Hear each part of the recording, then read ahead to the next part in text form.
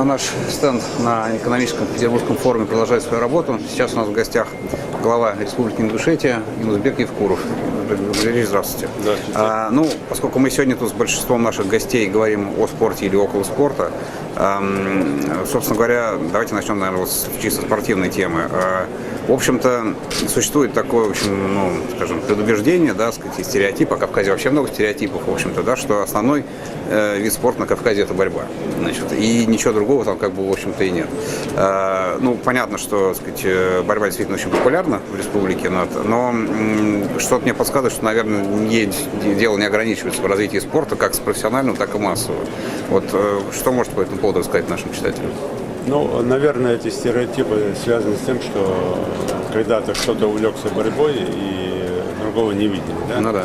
Вот если мы наблюдаем, я у себя делал эту аналогию, наблюдаем там европейские страны, если кто-то живет возле моря, то они занимаются морскими видами спорта, в том числе. Да. Если кто-то живет в горах, то они совершенно развиты в альпинизме или других видах спорта, в том числе экстремальных, и туризма, в том числе и велобайки, мотобайки, и так далее, и так далее. Много чего.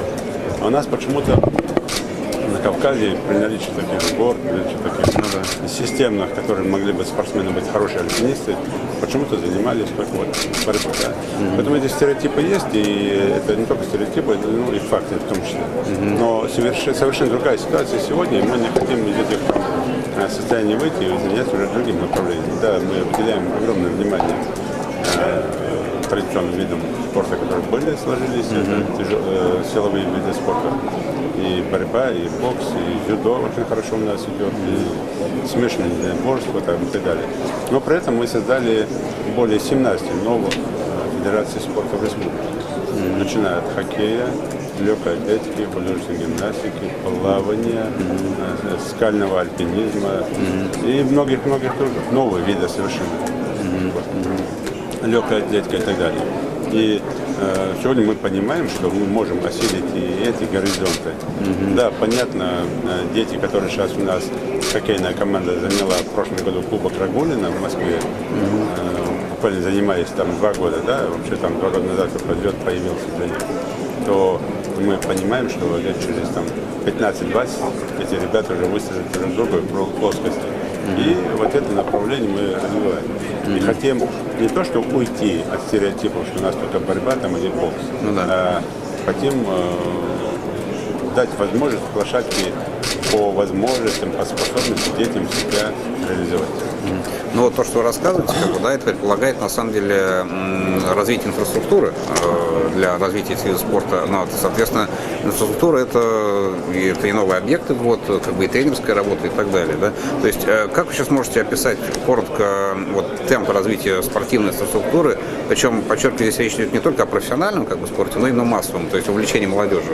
Да, я должен сегодня сказать, что с помощью федерального центра, потому что Министерство спорта Российской Федерации, непосредственно не бюджетными источниками, своими силами, с помощью различных госкомпаний. Кстати, должен сказать, что по линии Роснефти сейчас строится великолепный спортивный комплекс с бассейном. По линии Транснефти нам построен великолепный флот в сельском поселении Эндере. И Газпром построил великолепный флот в Алиюрте. Не только бюджетные, но и госкомпании участвуют, помогают, и не бюджетные источники. Мы, конечно, уровень занимающихся спортом с учетом наличия инфраструктуры с 3% в 2008 году сегодня подняли порядка до 27%. А вы знаете, что в указе президента в майском четко прописано к 2024 году, конечно, на 50%, 55% поднять уровень занимающихся спортом.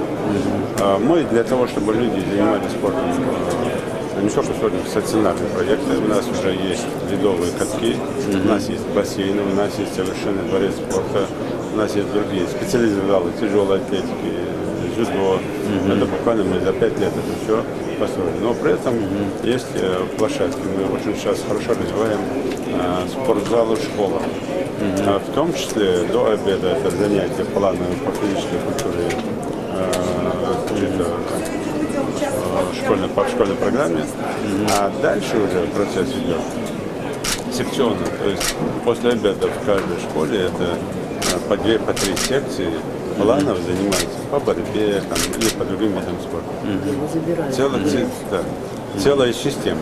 Поэтому плюс уличные площадки.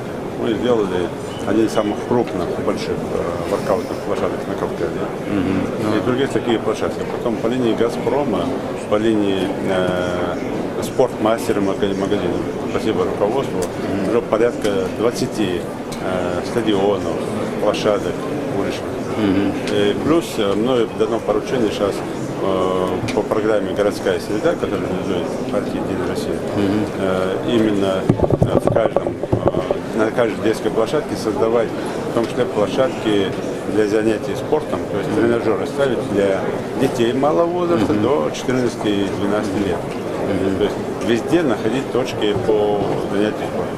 Плюс на таких площадках, где можно поставить волейбольные сетки, баскетбольные щитки. То есть вот так создавать такие места, где дети могли бы заниматься спортом.